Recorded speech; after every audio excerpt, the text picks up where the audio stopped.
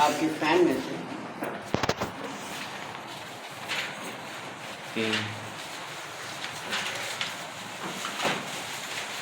पंखा है, पंखे में से दो तारें बाहर आ रही हैं। कल हमारा ये टॉपिक चल रहा था।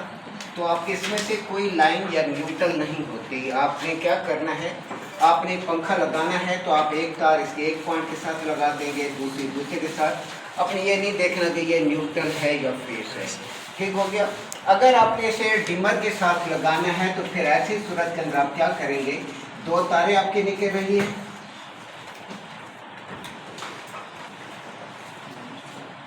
ये आपके पास बोर्ड है, एक स्विच लगा हुआ है, दूसरा स्विच लगा हुआ है, तीसरा स्विच लगा हुआ है, चौथा स्विच लगा हुआ है। कस्टमर कहता है कि ये जो पंखा है, ये पंखा डायरेक्ट चलता है, इसकी स्पीड कम या ज़्यादा नहीं होती, तो इसके रास्ते के अंदर मुझे डिमर लगा दें। ठीक है, उसे हम 300 रुपये या 400 रुपये हम चार्जेस कलेक्ट करते हैं। तो ऐसी सूरत के अंदर आपने क्या करना है, उसे आप बताएं कि सर एक स्विच आपका इसमें से डिस्कनेक्ट हो। क्या होगा, जो एक स्विच है लाइट का है, अगर आपके पास 4 स्विच लगे हुए, एक पंखे का है, तो ये लाइटों के या किसी और चीज़ का है, एक दो लाइटों में से एक लाइट हमें ख़त्म करनी पड़ेगी। वो कहता है कर दो। तो ऐसी सूरत के अंदर आपने क्या करना है, ये उतार दिया। ठीक है, अब तार की पोजीशन मेन की जो तार आ रही थी वो ये आ रही थी। अब यहाँ से तार आपकी ख़त्म हो गई, ये तार इधर चली गई। ठीक है, ये तारें आगे जा रही थी। अब आपके पास क्या हो गया, जो एक तार जो इस स्विच से दूसरे पॉइंट से थी उसे आपने निकाल कर उसके ऊपर आपने टेप मार। ठीक हो गया। या आप ऐसा भी कर सकते हैं कि आप एक स्विच से दो लाइटें भी ऑन कर सकते हैं, वो तार किसी और जो आपका बल्ब लगा हुआ है जो स्विच है उसका, उसके साथ आप मिला दें। आप एक स्विच से दो लाइटें भी कंट्रोल कर सकते हैं। जो एक स्विच आपने उतारा है वो लाइट का था स्विच, आपने क्या किया, जो दूसरी लाइट का जो स्विच था उसके आउटपुट पर आपने इसे मिला दिया। जैसे वो स्विच ऑन करेंगे आपकी दोनों लाइटें रोशन। ठीक है, अगर वो कहता है, ये तो कस्टमर पर डिपेंड करता है वो आपको क्या कहता है। अब हमारे पास है डिमर लगाना। अब डिमर हमने कैसे लगाना है, ये स्विच आपका पंखे का है। अब आपने एक स्विच खाली कर दिया तो इस जगह पर आपने स्विच को उतारा, स्विच वाली जगह पर आपका डिमर फिक्स हो जाएगा। जैसे स्विच उतारा है उसी जगह पर डिमर आपका लग जाएगा। एक रेड साइड होता है। अब आपके पास ये आपके पास डिमर आ गया, रेजिस्टेंस उसके अंदर होती है। अब आपने मेन की जो तार आ रही है जो स्विच के अंदर जा रही है, ये तार अपनी जगह पर है, आपने उसे नहीं छेड़ना। ये तार जो आपकी पंखे में जा रही थी, ये तार जो आपकी स्विच जब ऑन करते थे आपका पंखा चल पड़ता था, तो ये तार इसका मतलब है पंखे में जा रही है। ये तो मेन आपकी आ गई। अब आपने क्या करना है, एक तार का छोटा सा टुकड़ा लेना है, 1-2 इंच का आपने पीस लेना है। वो तार आपने उतार दी, ये पंखे वाली तार ही है। अब आपने एक तार का टुकड़ा लेना है, इस तार के टुकड़े को आपने डिमर के साथ मिला। ठीक हो गया, डिमर के साथ मिला दिया। जो डिमर का दूसरा पॉइंट है, जो आपने तार पंखे से उतारी थी, वो डिमर के दूसरे पॉइंट के साथ। समझ आई मेरी बात की कि आपके पास क्या था, बड़ा इजी है, इसके अंदर कोई चीज़ मुश्किल नहीं है इसके अंदर। क्योंकि ये छोटे छोटे काम आपको आने चाहिए, ये काम ना आए तो फिर काम करना, दुकानदारी चलाना बड़ा मुश्किल काम हो जाता है। अब देखें, ये आपके पास एक बोर्ड था, जैसे ये बोर्ड लगा हुआ है, एक स्विच, दो स्विच, 3 स्विच, 4 स्विच। ये आपका स्विच जो था, ये मेन की तार आ रही थी, तमाम स्विचों में जा रही है। ये स्विच आपका पंखे का था, बाकी तारें भी अपनी अपनी जगह पे लाइटों में जो जहाँ थी जा रही है। अब वो कहता है इसके साथ डिमर लगा दें। डिमर लगाने के लिए आपको एक स्विच ख़त्म करना पड़ेगा। बिलफॉल्ट पंखे के साथ वाला स्विच आपने ख़त्म कर दिया। ठीक है, ये तार जो स्विच में जा रही थी इसे निकाल कर आपने इसके साथ मिला दिया। अब यहाँ पर ये जगह खाली हो गई, यहाँ पर आपके पास डिमर लग गया। ठीक है, डिमर आ गया आपके पास, ये डिमर आ गया। अब आपने ये जो स्विच जो पंखे का था, इस तार को आपने उतार दिया, उतार कर ये तार ये आ गई। अब एक तार का छोटा सा टुकड़ा लेना है, इस स्विच से जो तार जो स्विच पंखे में जा रहा था, तार जहाँ से, तो ये से आपने डिमर के एक सिरे के साथ मिला दिया, किसी भी एक सिरे के साथ मिला देंगे। अब जो तार आपने उतारी थी, इसे आपने डिमर के दूसरे पॉइंट के साथ, आपका निज़ाम पंखा जो है वो डिमर के थ्रू। ठीक है, इसमें कोई टाइम नहीं लगता है ना कुछ लगता है। अब इसे देख लिया आप लोग, अगर कोई प्रॉब्लम है तो पूछें मुझसे। क्लियर हो गया?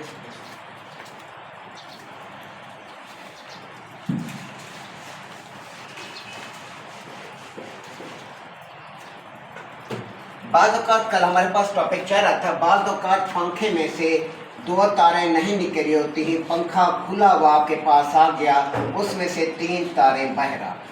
पंखा खुला हुआ है, अगर बंद है पंखे को किसी ने छेड़ा 2 तारें होंगी, अगर पंखा खुला हुआ आ गया है तो 3 तारें होंगी।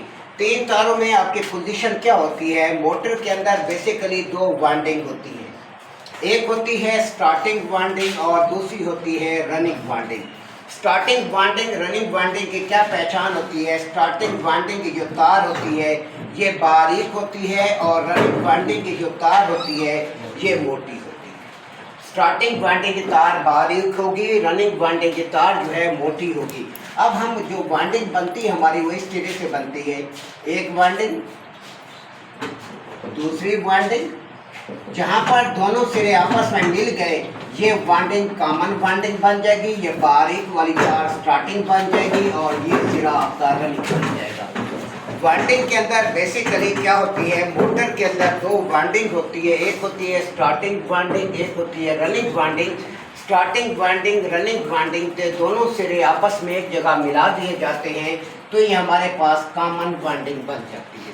अब हमारे पास ये 3 पॉइंट हैं, इनमें से एक पॉइंट स्टार्टिंग का होगा, एक रनिंग का होगा और एक कॉमन का होगा, क्योंकि मोटर के अंदर में से फैन में से या कोई भी मोटर है या वॉशिंग मशीन की मोटर है या रूम कूलर की मोटर है तो ऐसे सूरत के अंदर आपके पास 3 तारें निकली हुई होंगी।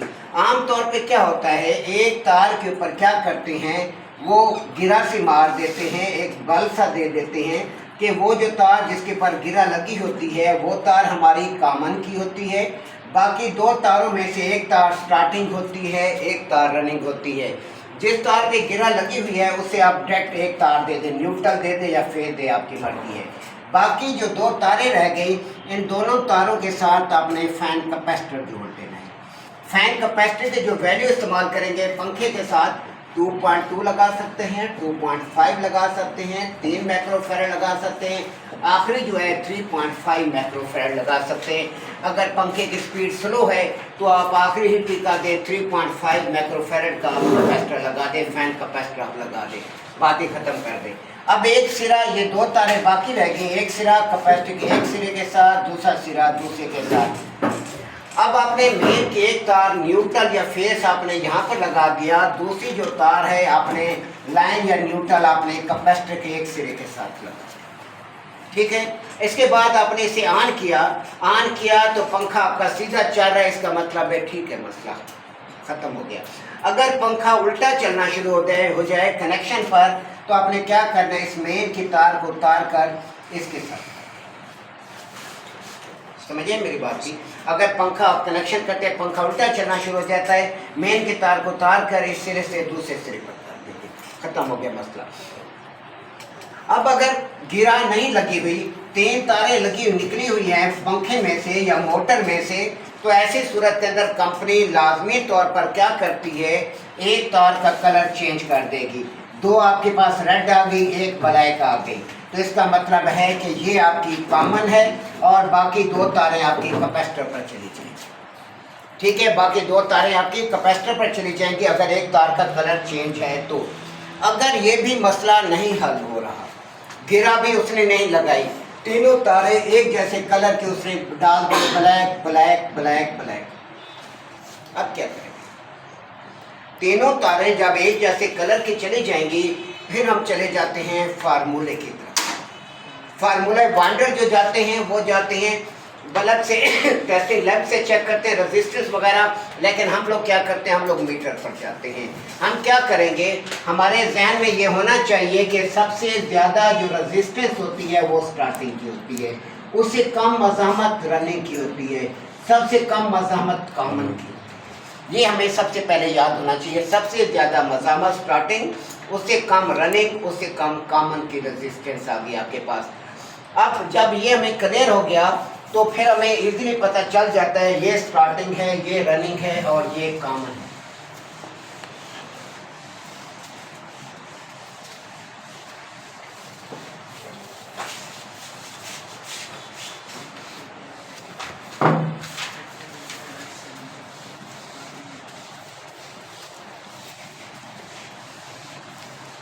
अब देखें, सबसे ज़्यादा रेजिस्टेंस स्टार्टिंग, फिर रनिंग, फिर कॉमन।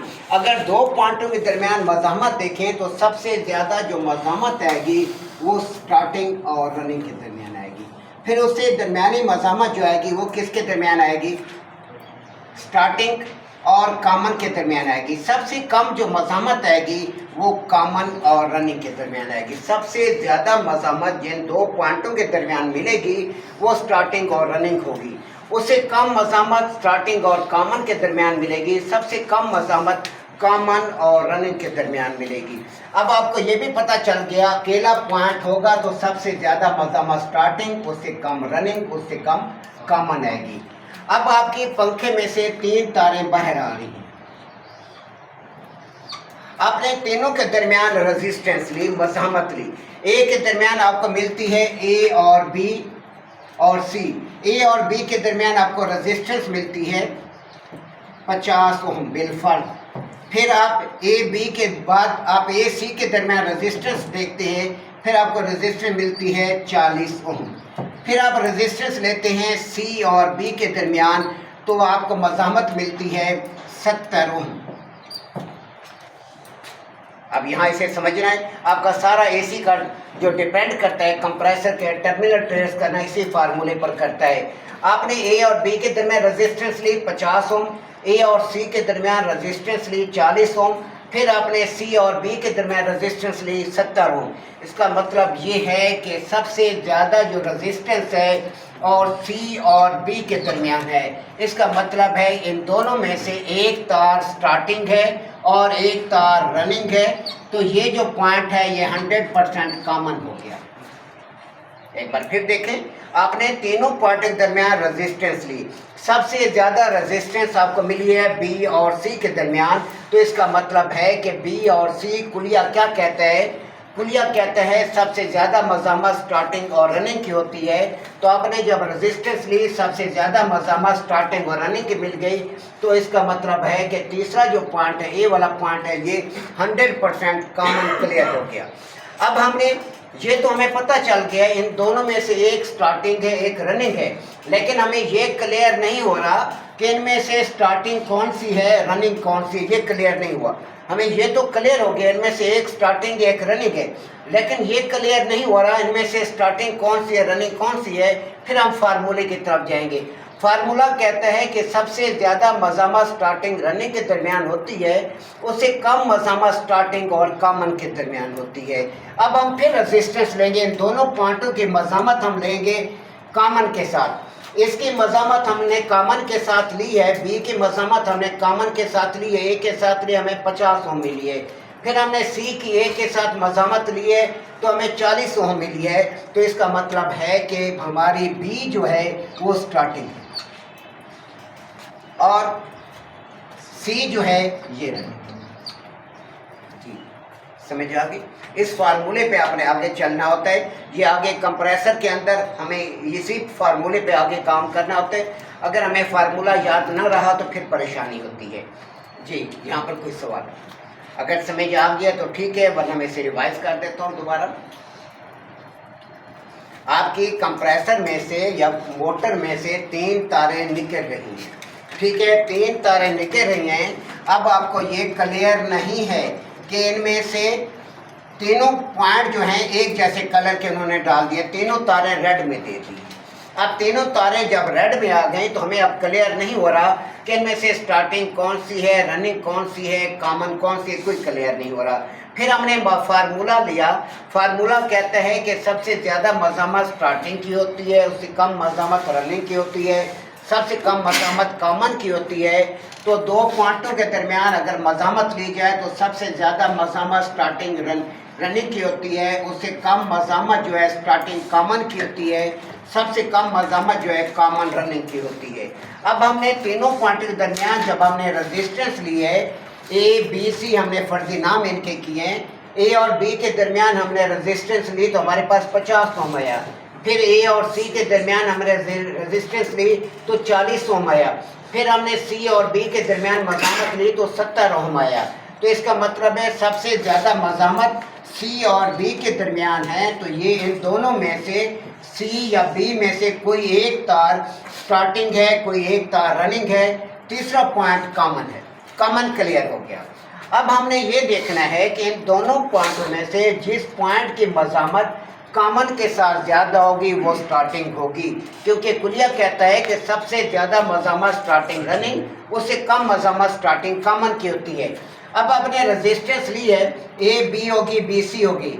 अब कहते हैं ए सी, ए और सी के दरमियान 40 ओम है, फिर ए और बी के दरमियान 50 ओम है। इसका मतलब है कि ए और बी के दरमियान मज़ामत जो है स्टार्टिंग रनिंग से कम है, तो इसका मतलब है कि ये पॉइंट स्टार्टिंग है और ये पॉइंट कॉमन है। जी ये नोट करने अपने पास फार्मूला कंप्रेसर, पंखे में से निकलने वाली तारें मालूम करने का फार्मूला या कंप्रेसर से निकलने वाले पॉइंट्स का फार्मूला क्या है। आप कैसे पॉइंट को ट्रेस करेंगे अभी प्रैक्टिकल करते हैं तो बिल्कुल क्लियर हो जाएगा।